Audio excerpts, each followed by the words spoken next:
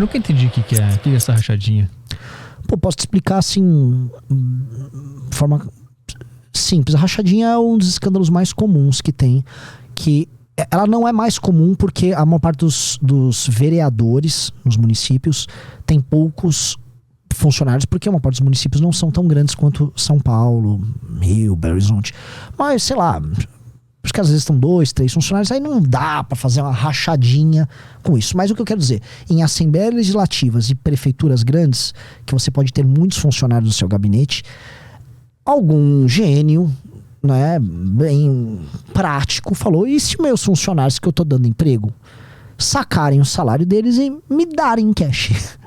É basicamente isso. A rachadinha é um escândalo que consiste, é uma prática criminosa que consiste em se apoderar de parte do salário de um funcionário seu, que na prática se torna um funcionário fantasma, porque se grande parte do salário dele não está indo para ele vai ter que viver de outra coisa. Então o cara se torna um funcionário fantasma, ele saca o dinheiro, fica com uma parte para ele, até porque ele é parte do negócio. Uma taxinha ali. É a taxa de administração dele. E a outra vai pro dono do mandato. E isso em geral é utilizado ou para compra de votos, ou sei lá, vamos dizer, organização do mandato lá do cara, ou ele rouba e bota no bolso, né? Então o que aconteceu com a rachadinha do Bolsonaro? Essa é uma prática que acontece no Brasil inteiro. Então por isso que o nome, eles dão uma rachadinha, que é um nome quase afetuoso, né? Tipo, um nome, é uma rachadinha, você tem um carinho com o nome rachadinha, que esse é o problema do Brasil. O Brasil, né, ele absorve as coisas, mesmo os crimes você trata com afeto, né? É uma rachadinha, vou dar... Vamos rachar teu saláriozinho aqui. De boa, como churrasquinho depois. E aí, né, a rachadinha consiste nisso. A do Bolsonaro, o que era? A gênese dela. A Lava Jato ela foi tendo muitos frutos, né? Porque é como se o cara começou a puxar um novelo, e aí aquilo vai pegando todos os outros novelos. Quando você viu, você saiu daquela coisa investigada originalmente, que envolvia um posto de gasolina, e pega o Alberto Youssef, pega financiamento, quando você vai para campanhas, políticos, empresas, estatais e tal.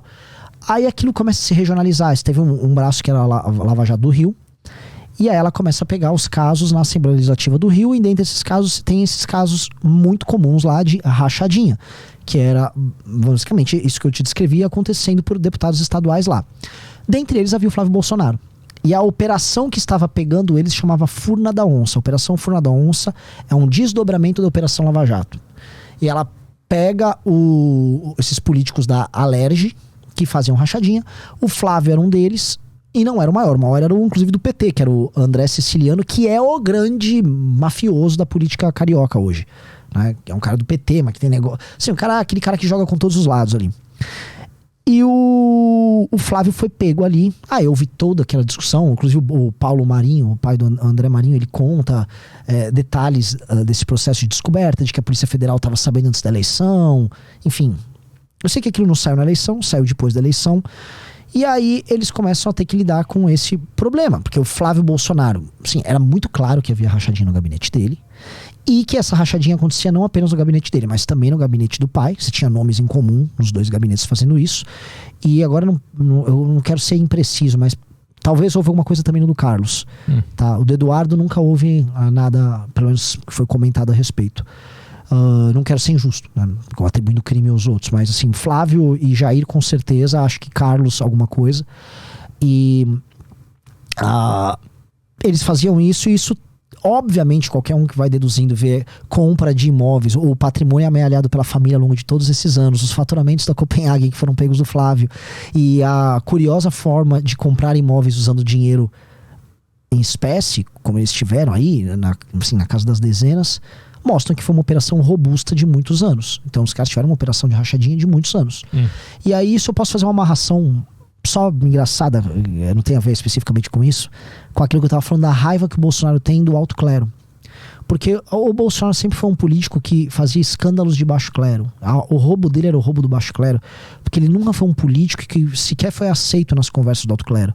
Então ele era um cara, ele como presidente, ele viu o Valdemar, ele deveria ver o Valdemar da Costa Neto de cima para baixo, ver os nomes do Centrão de cima para baixo, porque ele é o presidente, ele tem mais voto que eles, ele tem um cargo, mas ele vê eles de baixo para cima.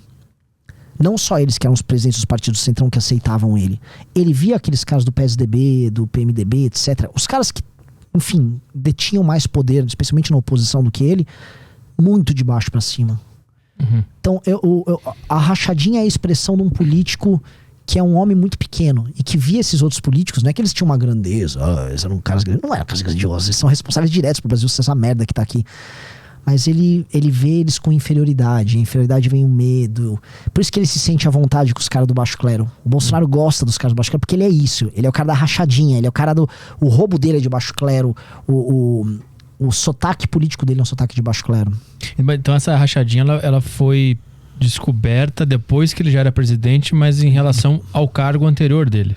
Não foi durante a presidência. Não, foi quando ele já foi... Aquilo foi descoberto na prática antes dele ser eleito presidente. Tá. Aquilo vaza na imprensa depois dele ser eleito presidente, mas ela vaza especificamente, inicialmente, sobre o Flávio, não ele.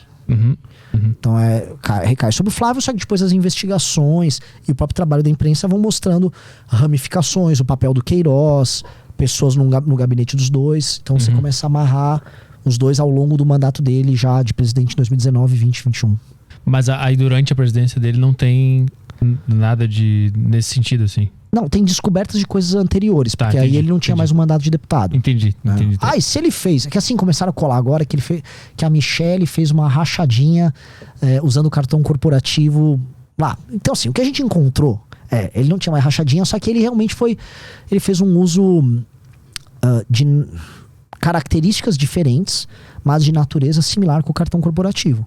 Né? Então, provavelmente ele pagou todas aquelas motocicletas, um monte de coisa usando aquele cartão corporativo. Muita farra foi paga o cartão corporativo. O cartão corporativo foi usado dessa forma. Mas aí criaram uma história de que a Michelle usava uma amiga para pagar as coisas. Enfim, eu não sei exatamente qual era o mecanismo. E tentaram pintar que era a rachadinha do cartão corporativo. Mas sei lá, eu não iria tão longe. Entendeu? Acho que, assim, pode ser que aconteceu, não nego. Mas se a gente se ater ao que foi feito, e que é óbvio que foi feito, já é muita coisa.